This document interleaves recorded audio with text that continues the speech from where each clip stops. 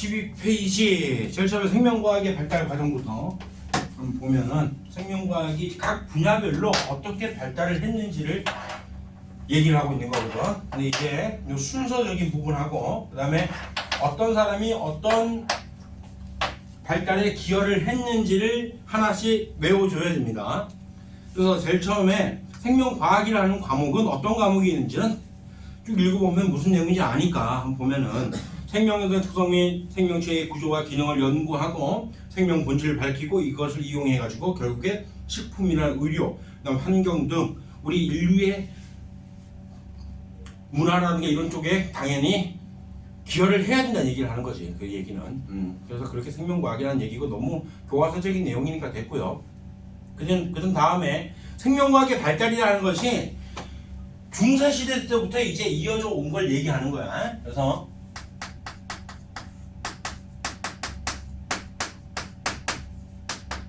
생명과학 발달에서 제일 처음에 세포라는 부분, 세포와 그 다음에 어떤 미생물을 연구한 그 파트에서 제일 처음에 나와야 될 게 세포하고 미생물하고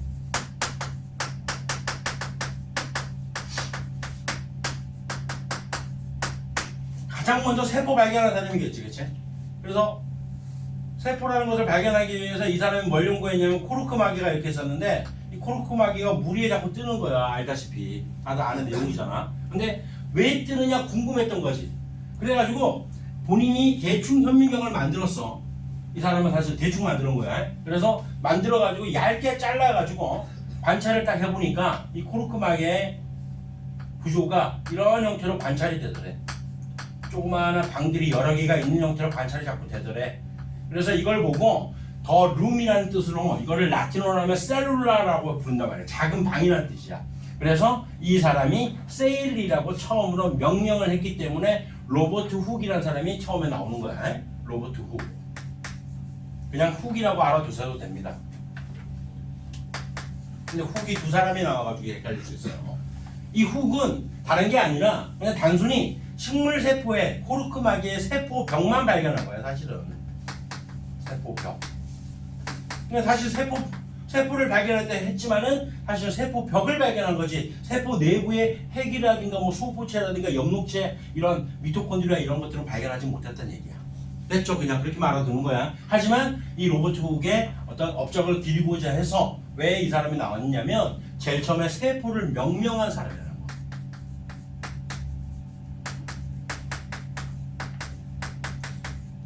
이 사람 때문에 세포를 셀이라고 불렀습니다. 당연한 얘기가 되는 거지.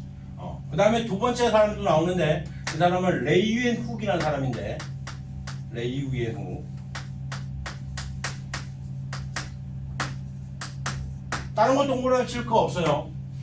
미생물학의 아버지라고 볼 수 있습니다. 최초의 미생물 관찰. 최초로 세포를 명명한 사람은 로버트 훅이고 그 다음 레이유엔 훅은 세포의 구조 이런 거 관계없이 미생물을 발견한 사람, 미생물의 아버지다 볼 수 있어요. 이렇게 포인트만 알아둬서 사람 이름, 업적 알아두셔야 됩니다. 그래서 훅은 똑같은 훅인데 로버트 훅이에요. 그래서 세포를 명명한 사람, 세포 자체를 관찰하지 못했다. 하지만 레이유엔 훅은 이제 미생물이라는 것을 관찰해야 돼. 뭐 자신의 정답뿐만 아니라 여러 가지 형태의 생물들, 눈에 보이지 않는 그런 미생물들 다 관찰했었어. 본인이 직접 현미경을 제대로 만들었습니다. 그 이전에 뭐 갈릴레이 들어봤잖아요, 여러분들. 갈릴레오. 그렇지? 그 사람 같은 경우는 물론 본인도 현미경 만들고 망원경도 만들고 했지만은 이 레이유엔 훅 같은 경우는 거의 한 300배 정도 이상까지 되는 현미경을 실제로 만들어가지고 실험했던 그런 사람이에요. 그리고 그림도 굉장히 잘 그렸던 사람이에요, 이 사람이. 그래서 미생물 딱 관찰한 것을 본인 스케치를 싹 그림을 그리는 걸 보니까 상당히 아주 거의 화가급이에요, 화가급. 그 다음에 동물이든 식물이든 세포로 구성되어 있다라고 해서 세포설이라는 걸 이제 명명한 세포설이 이제 나오기 시작합니다. 세포설. 세포설에 제일 처음에 나오는 사람은 여러분들 들어본 사람들이 있을 거야. 신경할 때 우리 왜 그거 들어봤잖아. 슈반 세포. 말이지. 들어봤지? 그 사람이야. 슈반과 슐라이드는 사람. 슐라이드.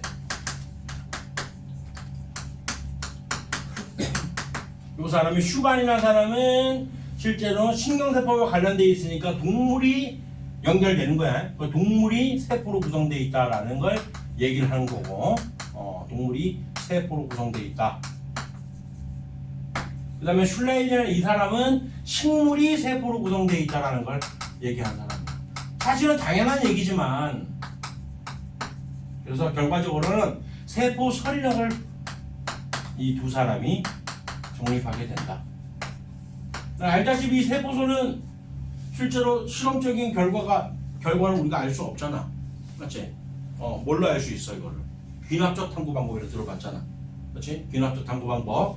그래서 관찰된 결과를 블라블라블라블라 쫙 보다 보니까 결과적으로는 동물이든 식물이든 전부 다 세포로 구성되어 있다는 이런 결론 내리는 이런 사고의 과정을 우리가 귀납적 탐구 방법이라 하잖아. 그래서 슈반이라는 사람이 동물은 세포로 구성되었다. 우리가 지금 봤을 때 되게 당연한 얘기지만 그 당시 사람들은 동물을 딱 보자마자 사람을 보자마자 과연 세포로 구성되어 있느냐? 그러니까 이것들은 별개의 관계라는 얘기를 생각하는 거야. 그럼 사고 과정이 그럴 수밖에 없었어.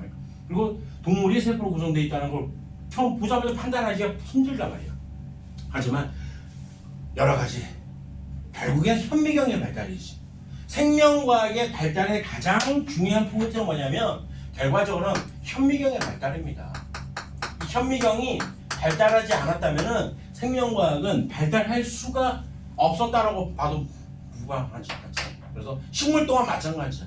식물을 딱 보자마자 우리가 그것이 세포로 구성되어 있느냐 아니냐 판단하기 힘들단 말이야. 하지만 이렇게 슈반과 슐라이덴 또는 슐라이덴 상관없어요. 이런 사람들에 의해 가지고 세포솔이 정립되게 되었다는 얘기를 하는 거고요. 그 다음에 생물 속생설이라는 얘기 나오는데 요거 얘기하기 전에 얘기할 게 상당히 많아요. 이거는 생물 속생설이란 말은 생물은 생물로부터 발생된다.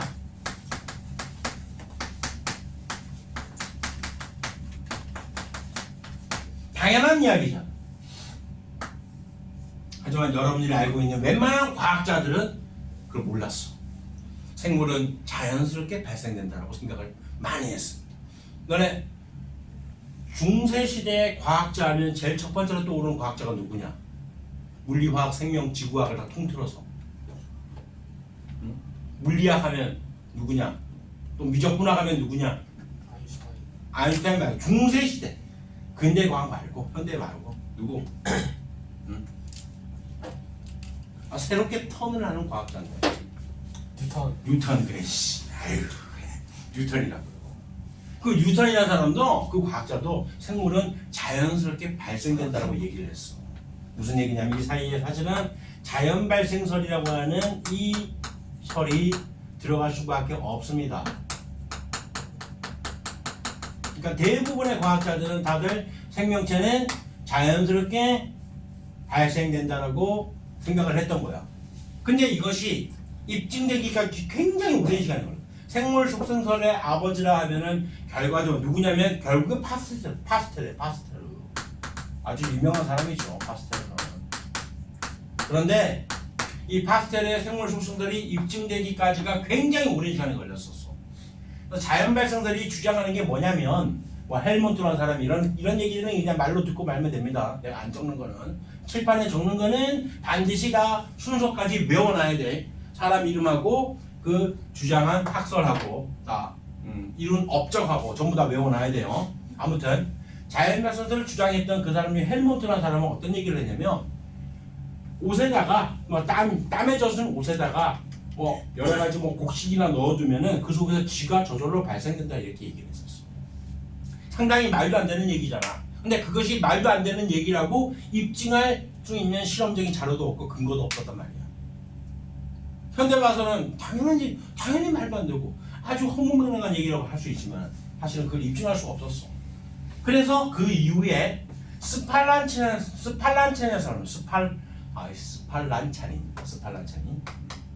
이 사람이 어떤 실험을 했냐면 요거 하기 전에 레디라는 사람이 있어. 레디. 요런 얘기들은 그냥 한번 쓱 두고 말면 돼요. 뻔한 실험이거든. 레디라는 사람은 어떤 실험을 했냐면 한쪽에다가는 썩은 고기를 넣어놓고 뚜껑을 안 덮었어요. 한쪽에도 썩은 고기를 넣어놓고 뚜껑을 덮어놨습니다. 이렇게 공기는 통하게. 그랬더니까 이쪽에는 구더기가 생겨요. 여기는 구더기가 안 생겨. 이걸 보고 자연 발생설을 부정하려고 했단 말이야. 틀린 얘기다. 뭔 얘기인지 알겠죠? 이런 실험은 뭐 생명과학 원에도 수능 문제나 이런 기출 유형으로 나오는 그런 문제였으니까. 근데 이거 왜 이렇게 됐느냐? 결국에는 여기 구더기가 생겨. 여기 구더기 안 생긴 이유는 구더기가 생긴 쪽은 파리가 들어와서 알을 낳았기 때문에 그 알에서부터 구더기가 생겨났다 알 수 있는 것이고, 여기는 파리가 들어가지 못했으니까 알을 낳지 못했다라는 얘기잖아. 됐지? 그랬더니까 이 자연 발생설을 주장했던 사람들이 어떤 얘기를 했냐면, 파리는 그렇다 치자. 근데 이 속에 있던 미생물들은 어떻게 할 거냐? 왜? 미생물의 발생 같은 경우는 레이웬 훅을 통해 가지고 미생물이 존재를 알아냈었던 상황이었잖아. 그렇지? 그러니까 결국엔 레디가 주장했던 이 이론은 아니다. 자연 발생설이 맞다. 라는 얘기를 한 거야. 이 과정 잘 알아두세요. 그 다음에 그럼 스팔라치는 어떤 얘기를 했냐면, 얘는 완전히 끓여버린 거예요. 여기에 있는 고기숲 같은 거 완전히 끓인 다음에, 그 다음에 여기를 완전 밀봉을 했어. 완벽하게 밀폐를 했어. 완전 밀폐. 완전 밀폐를 딱 해놓으니까 결국에는 여기서 미생물이 생기지 않지 않느냐, 고기숲이 썩지 않지 않느냐, 미생물이 없으니까 당신들 말 틀렸습니다 라고 주장했다고. 자연 발생설을 이렇게 뒤집어 엎으려고 했던 거야. 생물은 생물로부터 발생되지 않는다라는 생물 속생설을 주장을 강렬하게 했었어. 그랬더니까 자연 발생설을 주장했던 사람들이 어떤 또 딴지를 거냐면, 당신이 실험한 것도 잘못됐다. 당신이 팔팔 끓였지. 팔팔 끓였으니까 이 속에 있는 활력이라고 하는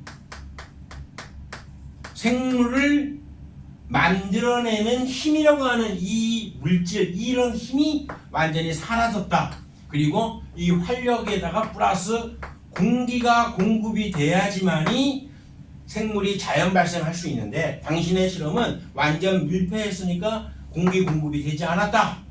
그렇기 때문에 실험이 잘못됐어 라고 얘기를 한 거야. 어떻게 뒤집을 거야 이거를? 못 뒤집겠지. 그러니까 오랜 시간이 걸릴 수밖에 없었어. 그래서 파스텔가 엄청나게 고민을 하게 됩니다. 파스텔은 분명히 확신을 했겠지. 왜? 생물은 생물로부터 발생된다. 생물 속성설을 확신을 했겠지. 그래서 여러 가지 고민을 하는 거야. 어떤 고민을 하게 되냐면, 파스텔의 실험은 고기숲을 끓인 다음에 이 목을, 요 부분에 있는 이 플라스크의 목을, 요거를 이렇게도 한번 구부려보고, 그 다음에 뭐 다양한 형태로 이렇게도 한번 해보고, 어쨌든 공기가 공급이 되면 되는 거 아니야. 맞지? 공기 공급을 시키면서 미생물이 생기지 않게끔, 즉 고기숲이 썩지 않게끔 하는 고안을 계속 했었어. 그러다가 우연찮게 파스텔 친구인지 누군지 놀러 왔다가, 야, 파스텔을 너 뭐하냐 하니까 난 이런 걸 하고 있어. 그러니까 자기의 이론을 이제 입증을 해내고 실험을 하고 있어 라고 얘기하니까, 야, 파스텔을 한번 이렇게 한번 해봐 라고 한 거야. 우연치 않게. 그냥 무슨 얘기냐면, 둥근 플라스크를 여기를 물로 녹여가지고 쫙 늘려서 이런 식으로, 이게 마치 백조의 목을 닮았다 해서 백조의 목 또는 고니의 목이라고 하는 장치가 된다고.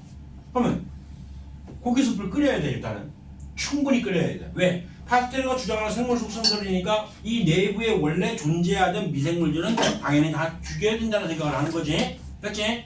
그런 다음에 고기숲을 충분히 끓이고 시간을 뒀단 말이야. 방치를 시켰어. 그러면 당연히 이쪽으로 공기는 들어갈 거 아니냐? 이해되죠? 뭔 얘기인지? 공기는 들어가는데 고기숲을 끓인 이후에 활력이, 이 사람들이 주장했던 활력 다 죽은 거 아니냐? 활력이 죽었기 때문에 안 됐다. 그렇게 생각할 수 있었잖아. 맞지? 그런데 여기서 고니의 목을 딱 잘랐다고 하죠. 그랬더니까 다시 썩어. 미생물이 발견돼. 그 말은 이 자연발생설을 주장하는 그 이론을 완벽하게 뒤집을 수 있잖아. 공기가 공급되면서 활력이 죽었다라고 했는데 다시 썩는다는 얘기는 요게 미생물이 발생됐으니까, 그러면 생물은 생물로부터 발생된다라는 얘기를 알 수 있는 거 아니야. 무슨 얘기 알겠죠? 실제로는 어떻게 되냐면 공기가 공급되는데도 불구하고 미생물이 여기에 모여 있는 거예요. 이렇게. 그렇기 때문에 미생물들이 이 내부로 들어가지 못해가지고 결과적으로는 썩지 않는다. 근데 이거를 잘라내게 되면은 그럼 미생물이 유입이 돼가지고 결국에는 생물로부터 생물은 발생된다라는 생물 속성설이 이제 입증되게 된 파스텔의 아주 유명한 실험입니다. 이거는 무조건 알아둬야 돼요. 그 전에 자연 발생설에 대한 이야기는 여기서는 이 사람들 주장했던 얘기를 하면 어떤 활력이라는 것과 공기가 플러스가 돼야지만이 생물이 자연스럽게 발생된다라고 주장을 했는데 파스텔은 요 실험 공기가 통하면서도 활력의 존재를 완전히 무기력화시키는 그런 실험이 됐기 때문에 그래서 파스텔의 생물 속성설 굉장히 중요해요. 백조의 실험 됐죠? 안 잊어버리겠죠? 요거 파스텔. 그 다음에 코우라는 사람 나옵니다. 코우.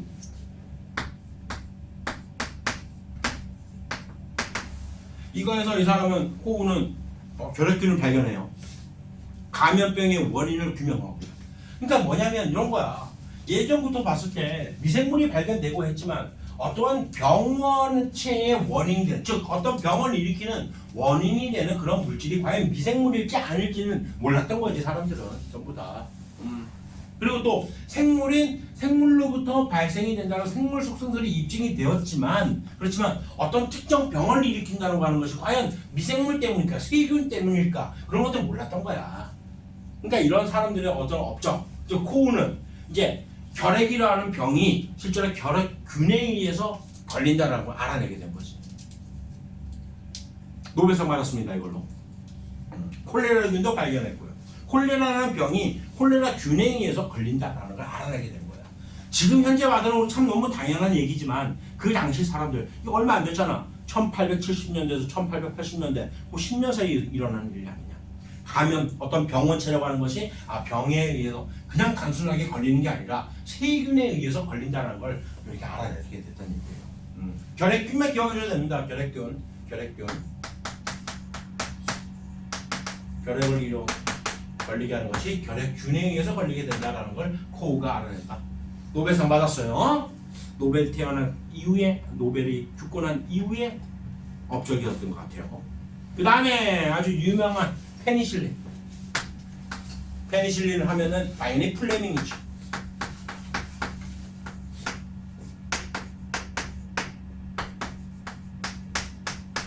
푸른 곰팡이의 그 존재 우연찮게 실험에 좀 잘못했었지 사실은. 좀 실수한 거지 플레밍이. 그래서 밖에서 푸른 곰팡이 포자가 날아 들어와서 곰팡이에 핀 거지 세균 돼지에. 그리고 결과적으로 그것 때문에 그 푸른 곰팡이 주변에 있었던 세균들이 죽은 걸 보고 이제 그 푸른 곰팡이 이름이 뭐냐면 페니실리움이야. 페니실리움. 그래서 페니실린이 명명이 되게 됐어요. 그 다음에 근데 이 사람 너네 혹시 그거 들어본 적 있냐? 세포 수포기관에서 라이소자임 이런 거 들어본 적 있냐? 기억나냐? 방어작용할 때 나왔던 라이소자임. 눈물 속에 있는 가수분해 효소 있잖아. 그거 연구했던 사람이에요. 플레밍은. 이런 사이즈적인 내용을 좀 알아두세요. 그리고 플레밍이 푸른 곰팡이에서 페니실린을 발견할 때 그 라이소자임 이런 것들도 전부 다 사실은 플레밍 혼자만의 업적이 아니야. 플로리란 체인이라는 사람도 있었어요. 그런 사람들과 같이 함께 업적이 또 됩니다.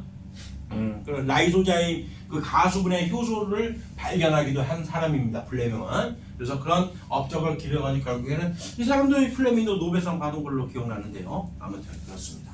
그래서 페니실리움이라는 푸른 곰팡이에서 이제 페니실린이라는 이런 명명표가 나오게 돼 있지. 그래서 이 플레밍의 업적이 대단한 게 뭐냐면 페니실린을 발견함으로 인해 가지고 어떠한 병이 일어날 때 그런 병이 세균에 의해 그 세균의 세포벽을 생성을 억제를 시켜. 페니실린이 세균이 세포벽이 당연히 있잖아요. 이렇게 펩티도글리칸이라는 물질이 포함되어 있는 세포벽이 있단 말이야. 그래서 이 세포벽에 생성을 억제를 시키니까 결과적으로는 세균이 자랄 수가 없게 되는 거란 말이야. 원래 세포벽, 그 다음에 안에 세포막, 그리고 내부에는 막형 구조가 없는 게 세균의 기본적인 구조예요. 뒤에 가서 자세하게 또 할 거예요. 그래서 이 내부에 여러 가지 DNA라든가 RNA 이런 물질들이 이렇게 쭉쭉 퍼져 있잖아. 리보솜이라든가 이런 물질들이 다 퍼져 있어요. 그리고 원형 DNA 같은 이런 기생하는 DNA도 존재하고, 이렇게 있는 게 세균의 구조인데, 간단한 구조인데, 이런 세균의 구조에서 세균의 세포벽을 억제를 시켜버리니까 당연히 세균이 죽을 수밖에 없는 이런 상황 기작이 나중에 밝혀지게 된 겁니다. 그래서 페니실린의 발견이 수많은 그 당시에 군인들을 엄청나게 많이 살리게 되는 그러한 업적을 낳았습니다. 이게 이제 세포와 미생물의 연구 끝이 된다고 생각하면 되겠고요. 후 가면은 세포 명령입니다. 로버트 후, 레이겐은 미생물을 관찰했어요. 그림도 굉장히 잘 그렸던 과학자였고요. 그다음 슈반 동물세포, 슐라이드는 식물세포를 세포로 구성되어 있다는 걸 알아낸 사람들이고, 파스테르 생설, 코우는 결핵균, 그다음에 플레밍은 페니실린 업적. 이렇게 딱딱 기억해 주세요. 순서까지 알아둬야 된다. 이거 알겠지? 순서. 어떻게 하면 순서를 알 수 있을까? 당연히 얘네들은 제일 최초라는 거 그냥 눈에 보이잖아. 업적만 알면 그냥 눈에 보이잖아. 각자 알아두세요. 외워야 됩니다. 자, 두 번째 갑니다. 이제 생리학이라는 거예요. 생리학. 생리학이라는 것은 어떤 생물의 기능이 나타나는 과정이나 이런 기작들을 연구하는 게 생리학이거든. 그래서 생리학이 과연 어떻게 발달했느냐.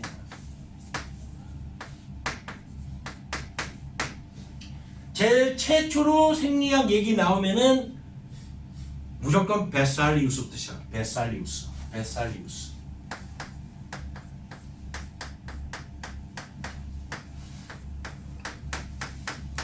예전에 이 사람이 명성이 굉장히 대단했어요. 베살리우스 하면 해부학의 아버지입니다. 이 사람은 최초로 인체를 해부해서 그 내부의 장기가 어떻게 생겼고 어떻게 기작을 하는지, 어떤 작용을 하는지를 알아낸 사람이야. 당시에 명성이 굉장히 높았어. 근데 베살리우스는 직접 해부한 그 자료를 바탕으로 해서 여러 가지 설명을 하고 하던 사람들에게 굉장히 촉망받았단 말이야. 근데 베살리우스는 이런 얘기를 했어. 사람의 혈액이라고 하는 것도 그것이 생겼다가 사라지고 생겼다가 사라진다, 이렇게 주장을 했었어.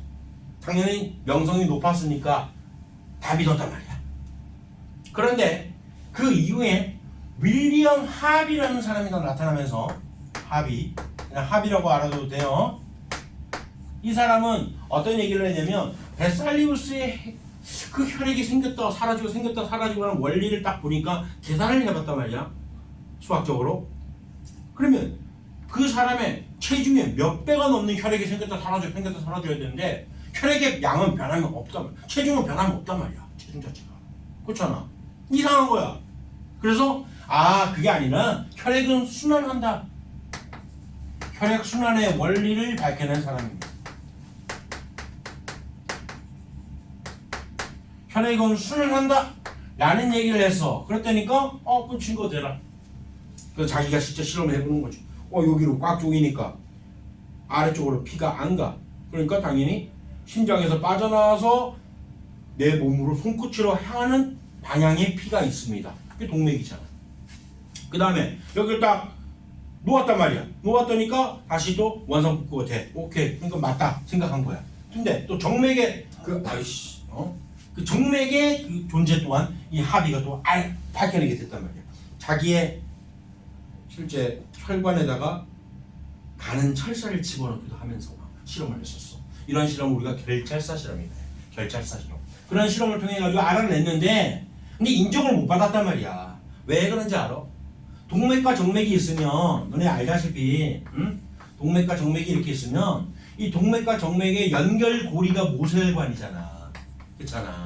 근데 모세혈관이 발견이 돼야만 되는 건데 이 연결고리가 없는 형태로 계속 합의가 주장을 하니까 당연히 그 당시에도 베살리우스의 이 해부학의 아버지가 얘기했던 혈액이 생겼다 사라진다는 것을 입증을 못했던 거야. 반박을 못했던 거야. 이해되나요? 어떤 얘기인지? 그래요. 그래서 이 윌리엄 하비가 결과적으로 인정을 못 받았지만 이 당시에 발견됐던 게 뭐냐? 바로 레이웬 훅이 뭘 발견했었어? 현미경을 지가 만들었었어. 실제로. 맞지? 그래서 이 레이웬 훅의 현미경을 만들었다는 것 때문에 사실은 그 이후에 이제 모세혈관이 발견되게 된 거야. 그래서 입증이 되게 됩니다.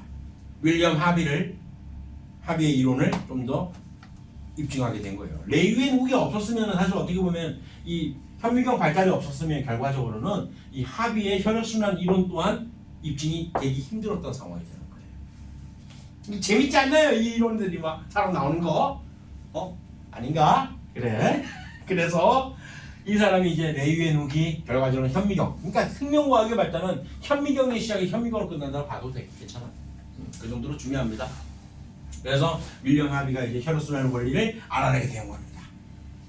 결국에 나중에 맞다고 얘기한 거지. 왜? 모세혈관 발견 때문에 동맥과 정맥을 연결하는 연결고리가 밝혀짐으로 인해 가지고 발견됨으로 인해 가지고 그 다음에 신경 전도 원리를 얘기하는 호치킨 헉슬리 호치킨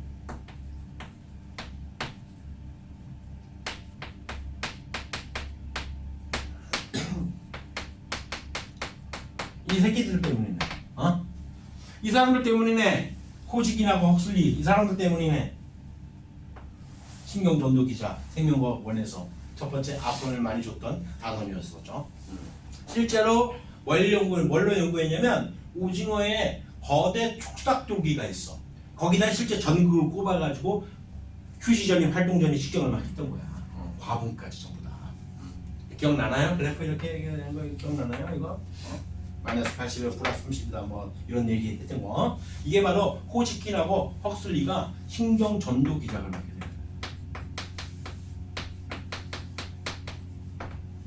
여기 관련된 업적입니다. 오징어 거대 촉삭도기를 가지고 연구를 통해서 알아내게 되었어요. 실제로. 그래서 생리학이 이제 발달하기 시작한 거지. 그리고 나서 제일 마지막에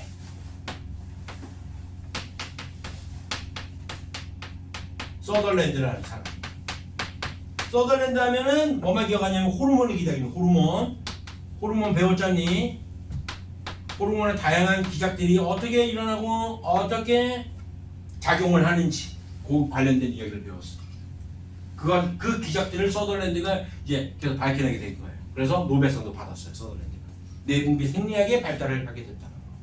굉장한 업적들을 많이 남겨놨죠.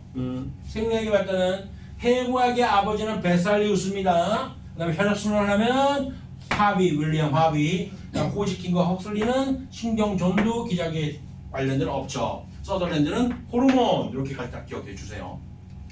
됐죠? 요 정도로 어떤 사람이 어떤 이론을 주장했고 그 다음에 요 배경이 되는 이런 이론의 발전이 되는 요 순서적인 이야기까지 다 알아둬야 됩니다. 요거는 지울게요. 이거는 이제 어떻게 보면 뒤에 내용은 크게 볼 거 없는데 생물 속생설에 관련된 문제가 하나 있을 거예요. 쭉 넘어가다 보면은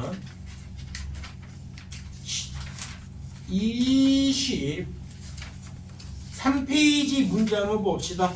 어떻게 실험했는지 한번 볼게요. 학교에서 실험 결과를 나타낼게요. 고깃집을 플라스크에 넣고 그 다음에 어떻게 실험했는지. 첫 번째는 개조군이지. 미생물 생기게 하는 고니의 목을 안 만들었어요. 두 번째는 고니의 목을 만들었습니다. 이렇게 해서 실험을 해보니까 미생물이 생기지 않았대요. 이 실험을 통해 생물 속생설을 입증하였다. 맞죠? 기억 맞고. 다음에 A의 미생물은 고깃집 속에 미생물이 증식한 것이다. 보세요. 아니에요. 낚이면 안 돼요. 이런 거. 왜? 봐봐봐. 고깃집을 충분히 끓인 후에 공기 중에 2, 3일 동안 방치했잖아. 그러니까 고깃집 내부에 있는 미생물은 다 죽인 거야. 알겠죠? 그렇기 때문에 이유는 틀렸어요. 그 다음 디귿. B에 미생물이 생기지 않은 것은 공기 중에 미생물이 플라스크 안으로 들어가지 못했기 때문이다. 맞지? 공기는 통과했지만. 그래서 기억 디귿이 되는 거야. 알겠죠? 그 다음 요거가 더불어 가지고 이제 학교 시험에서 이런 게 나올 수 있어. 자연 발생설과 생물 속생설 간의 그 관계에서 여러 가지 실험 이야기들이 나올 수 있어요. 그래서 좀 요거는 좀 잘 알아둬야 됩니다. 파스텔르 고네모 기억하세요. 자, 다음에 12페이지 다시 앞으로 가면 생물 분류와 진화론의 확립. 여기에 대해서는 자세한 얘기는 안 할 거지만 누가 어떤 이론을 주장했다 그 정도 다시 또 파악해 두세요. 제일 처음에 세 번째 생물 분류.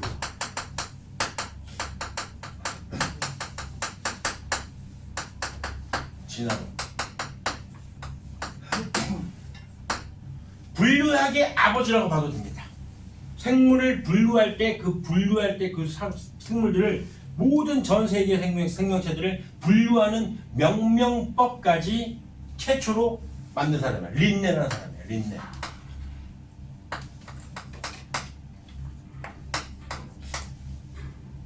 최초의 생명체 분류 방법을 도입을 해서 생명체는 동물계와 식물계로 나눈다 이렇게 분류한 사람이에요. 이명법. 두 가지 그 체계 분류했고요. 그 다음에 이제 이명법이라 해가지고 이 린네는 동물을 나타내거나 식물을 나타낼 때 모든 생명체들을 속명하고 종명을 정해놓자 라는 얘기를 한 거예요. 인간 같은 경우는 뭐라고 하냐면 호모 사피엔스라 불러. 그렇게 명명하게 된 최초의 사람이라고 보면 됩니다. 이렇게 명명하는 방법, 그 다음에 처음에 어떤 분류 체계, 분류학의 아버지라고 봐도 돼요. 요런 거는 뭐 생명과학 토를 하고 안 하고가 문제가 아니라 이런 건 그냥 상식으로 알아. 상식으로. 린네 알겠죠? 생물 분류 방법을 제안하고 종의 개념을 명확하게 했다라는 것까지 상식으로 알아두세요. 그럼 상식. 그 다음에는 두 번째는 말 듣고 말면 돼요. 그냥 용불용설 주장한 라마르크. 용불용설 사용하면 발전하고, 그 다음에 불용 사용하지 않으면 태화된다는 설을 주장한 사람이죠. 대표적인 예시가 뭐 길이는 목이 짧았었지만 자꾸 목을 늘리다 보니까 길어졌다. 이 말이 아예 틀린 건 아니야. 맞는 말이에요. 실제로 사람 또한 마찬가지잖아. 자기가 투수를 보면 우한 투수야. 계속 던져. 계속 오른팔 던지잖아. 나중에 오른팔 실제 늘어나 있어요. 실제로. 그래요. 맞는 말이거든. 틀린 말은 아닌데, 근데 이 현상이 다음 세대까지 유전되지 않는다는 것 때문에 용불용설을 틀린 말이 사실 되는 거야. 왜? 이거 가지고 뭐를 거대한 진화론을 설명을 했으니까. 그래서 틀린 거야. 이건 통합과학 때도 배웠던 사람이니까. 됐죠? 그 다음에 세 번째, 당연히 진화론의 아버지 하면은 누구야? 다윈이지. 다윈. 다윈의 진화론. 여러분 너무 유명하니까. 근데 너네 그거 알고 있냐 혹시? 다윈하고 똑같은 이론을 주장한 사람, 다른 사람 또 있어요. 월리스라는 사람이 또 있어요. 그 사람도 주장했지만 다윈이 먼저 책을 탁 내버려, 종의 기원 내버렸지. 그래서 인정 못 받았지. 그러니까 뭐든지 먼저 입증할 수 있는 어떤 근거 자료를 먼저 제시한 사람이 일바가 되는 거야. 항상 뭐든지 간에 특허를 낼 게 있다. 본인이 먼저 특허를 내야 돼. 먼저 움직여야 돼. 그래야지 그 특허권이 자기한테 있는 거지. 안 그러면 닥쳤다 지붕 쳐다봅니다. 그냥. 이런 다윈의 진화론 같은 경우는 여러분들 알다시피 왜 과학계에만 큰 센세이션을 일으킨 게 아니잖아. 여러 뭐 문학이라든가 그 외에 사회 전반적인 어떤 그 역사의 제국주의라는 그런 개념들, 그 다음에 뭐 우생학이나 이런 개념들 다 결국엔 그런 진화론 때문에 일어나게 된 거 아니야. 맞죠? 그렇게 파악하면 되는 거니까 오늘 뭐 크게 자세하게 할 필요는 없을 것 같고. 그다음 제일 마지막에 나온 사람이지 현대 종합적인 진화론을 등장했던. 이게 사실은 뭐냐면 종합적인 진화론이라 하는 것은 특정 사람이 아니지.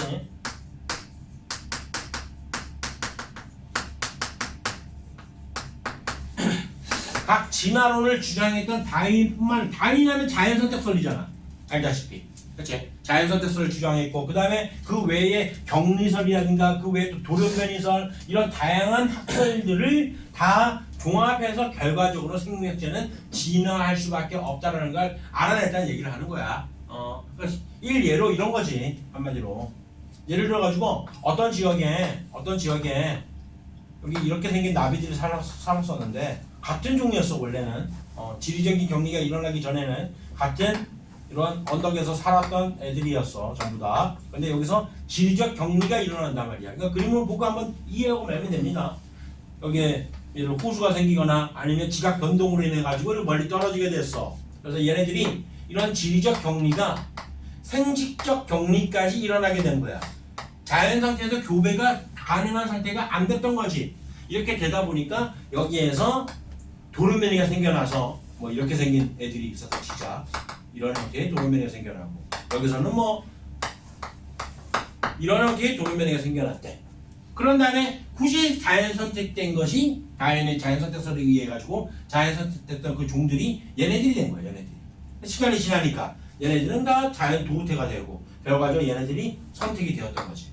그러다가 지리적 격리가 해소가 됐단 말이야 또. 그래서 얘네들이 만났어. 이런 아이들이 만났는데 교배가 이루어지지 않고 완전 다른 종으로 분화가 되었다라고 하는 것이 이제 현재 종합적 진화론을 보면 돼요. 이러면서 어떤 현상이 생기냐면 유전자적인 변형이 유전자적인 분포도가 좀 달라지게 되는 거예요. 그리고 우리가 유전자 풀이라 그러거든. 그럼 유전자 풀의 변화 때문에 이런 현상이 생겼다라고 얘기하기도 하고요. 어쨌든 이런 종합적인 진화론을 현재는 이렇게 구축하고 정립하게 되었다는 얘기를 알아두면 됩니다. 이 정도는. 네 번째, 이게 좀 내용이 좀 많아요. 얘기할 게 많습니다. 유전학, 분자생물학.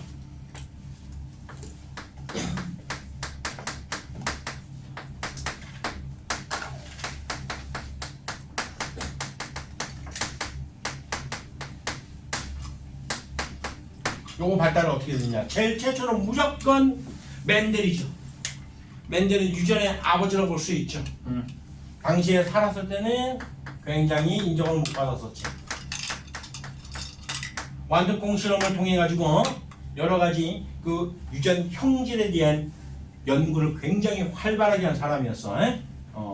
거의 10년, 12년 동안에 그 뒤에 그 성당 뒤뜰에서 거기서 이제 완두콩 실험을 통해 가지고 얼마나 고생을 하면서 실험을 했겠냐. 그렇게 해서 알아냈는데 당시에는 인정을 못 받았지. 분리의 법칙이라든가 독립의 법칙 이런 것들을 당연히 알아내게 됐었어요. 근데 멘델 바로 다음에 여러분들 책에는 모건이라는 사람이 나올 거야. 모건 보이나요? 초파리 교배를 통해 가지고 실제 유전자라고 하는 것이 우리가 아는 내용이잖아. 염색체가 있으면 이 염색체의 일정한 위치에 존재한다는 걸 모건이 알아냈었어. 그런데 이 전에 멘델과 모건 이 사이에 서턴이라는 사람이 사실 있어요. 서턴. 뉴턴 형인 걸 알고 있나요? 서턴이 처음 들었나요? 뉴턴 알잖아. 자, 뉴턴 형이에요. 서턴이. 드립. 염색체 위에 또 진짜로 적지 말아라. 또 뉴턴의 형 서턴 이런 거 적지 말아라. 드립이다. 서턴은 뭘 알았느냐면 그냥 염색체 내에 어떤 유전자가 일정한 위치에 있다는 걸 몰랐고 그냥 이렇게 있다라는 걸 알았어. 응? 그냥 그렇게만 알았습니다. 서턴의 염색체설, 그 다음에 모건의 유전자설이에요. 모건의 유전자설.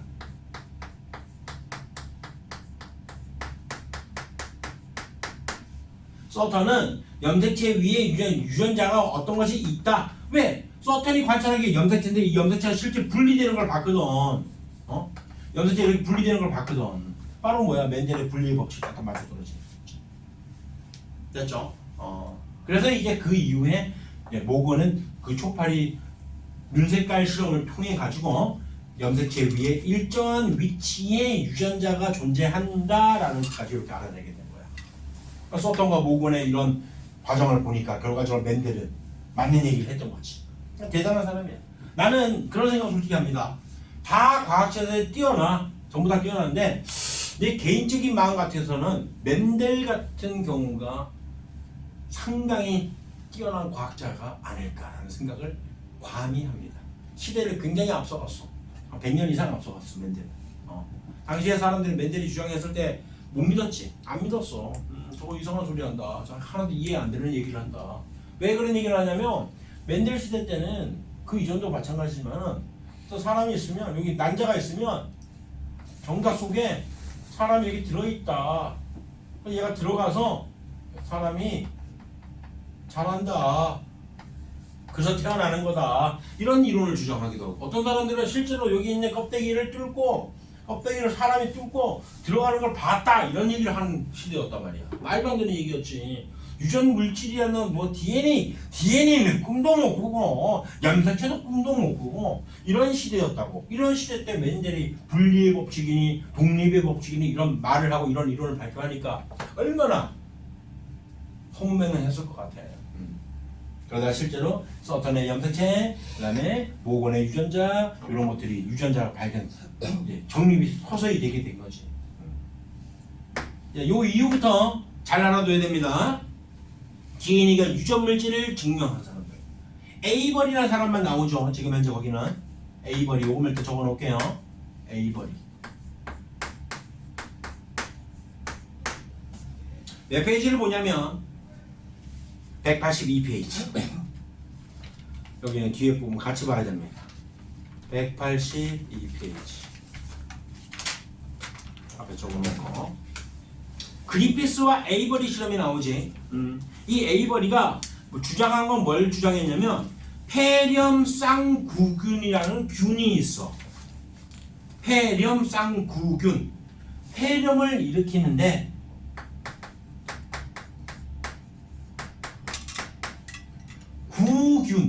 구 형태로 되어 있는 균인데 이것이 두 개가 있어. 이렇게.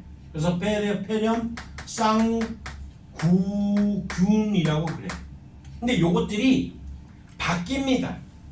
자, 일단은 폐렴 쌍구균 형질 전환 실험이라는 그러거든. 형질 전환. 요 종류가 두 가지가 있어요. 자세히 좀 얘기를 할게요. 잘 들어두세요. 종류는 이렇게 생겼어. 폐렴 쌍구균이 있는데 겉부분에 단백질이 이렇게 붙어 있어.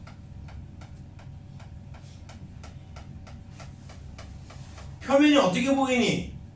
거칠거칠 보이지? 그렇지? 그래서 러프의 약자로 R형균이라고 얘기해. R형균. 그래서 얘는 똑같이 이해를 잘해야 돼요. 이거 단백질이 있는데 이렇게 러프 형태로 거칠거칠 단백질이 있는데 요 겉부분을 다당류 같은 걸 싸고 있어요. 이렇게. 그래서 매끈하게 보이기 때문에 얘를 스무스하다 해서 S형균이라 불러. S형균. 알겠죠? 뭔 얘기인지? 그러면 얘 만약에 R형균의 지가 감염이 되게 되면 뒤에 면역 체계가 이 단백질 껍데기를 단백질 요런 부분을 거칠거칠한 부분을 인식을 하는 거야. 그럼 어떻게 되겠어? 당연히 죽이겠지. 방어작용 배웠잖아. 맞지? 복습 한번 살짝 해볼까요? 패스 안 해요. 하지만 S형균은 얘는 이 단백질이 노출되는 게 아니라 뭘로 노출되어 있다고? 당으로 노출, 당류. 이렇게 노출되어 있으니까 어떤 상황이 되냐면 면역 체계에서 얘를 적군으로 인식을 못하게 되는 거야.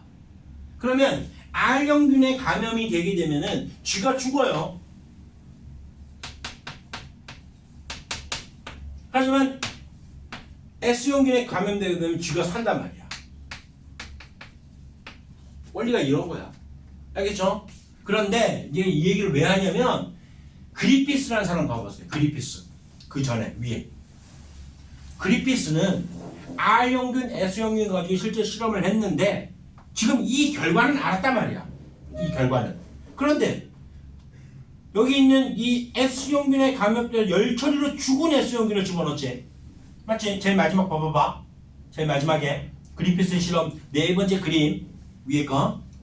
열처리로 죽은 S형균이 병원체로서의 제대로 역할을 하는데 불구하고 열처리로 죽여버렸단 말이야. S형균이 이제 작용을 못하는 상황이야. 알겠지? 그리고 살아있는 R형균을 넣었어. 그러면은 R형균은 병원체가 아니잖아. 쥐 입장에서 면역체계에서 얘를 죽일 수 있는 상황이잖아. 이해되나요? 뭔 얘기인지?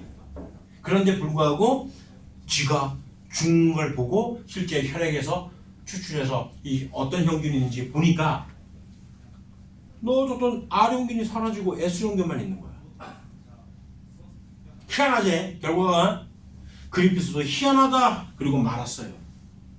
그런데 에이버리라는 사람은 생각을 해본 거지. 야, 왜 하필이면 분명히 제대로 기능을 하지 못하는 S형균을 넣어줬는데 불구하고 얘는 죽었는데 불구하고 얘를 두 개를 섞어주니까 왜 쥐가 죽는 이런 상황이 생겼을까?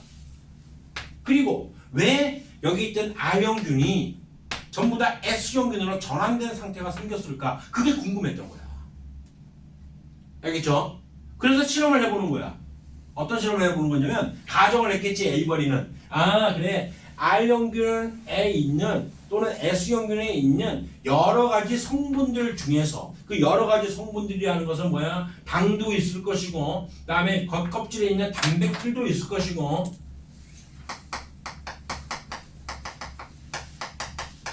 그 다음에 내부를 구성하고 있는 여러 가지 핵산들 있잖아. 그 핵산이 DNA도 있을 것이고 RNA도 있을 것이야. 전부 다. 하나, 둘, 셋, 네 개의 어떤 물질 중에서 어떤 물질이 이 R형균을 S형균으로 변신을 시켰을 것이다 생각을 한 거야. 이해하나요? 뭔 얘기인지? 이해가 돼요? 요거 좀 하고 좀 쉬었다 할게요. 그래서 어떤 물질이 과연 R형균을 S형균으로 변신을 시켰을까 연구를 해보는 거야. 그래서 제일 처음에 단백질 분해 효소, 단백질을 분해하게끔 하고 나머지 물질은 남아있게끔, 즉 DNA 남아있지, RNA 남아있지, 그리고 당도 있고요. 여기 S형균에 있는 물질 중에서 단백질만 분해시키고 이렇게 해서 먹었다고요. 똑같이 R형균하고 집어넣어서 실험을 했다고요. 그 다음에 두 번째는 단백질은 남겨두고 DNA를 분해합니다. DNA를 분해하고 RNA 남겨놓고 그 다음에 또 당을 남겨놓고 이렇게 해서 계속 이런 형태로 실험을 해보는 거예요. 그 다음에 단백질을 그대로 놔두고 DNA 놔두고 그리고 RNA를 분해하죠. 그리고 당을 놔두고 이렇게 해서 실험을 마지막에 당까지 분해하는 형태로 이렇게 해서 실험을 해보는 거야. 그랬더니까 어떤 경우에서 형질 전환을 못했냐면 요때 형질 전환을 못했어. 형질 전환을 못했다는 얘기는 뭔 얘기야? 요때 무슨 균만 발견된 거야? 전부 다. 응? S형균을 죽였습니다. S형균에 있는 것을 이렇게 실험을 했다고요. 형질 전환을 못했더니 여기서만 R형균이 발견되고 나머지 다 S형균이 다 발견된 거야. 그리피스의 실험하고 똑같이 된 거야. 이해되나요? 뭔 얘기인지?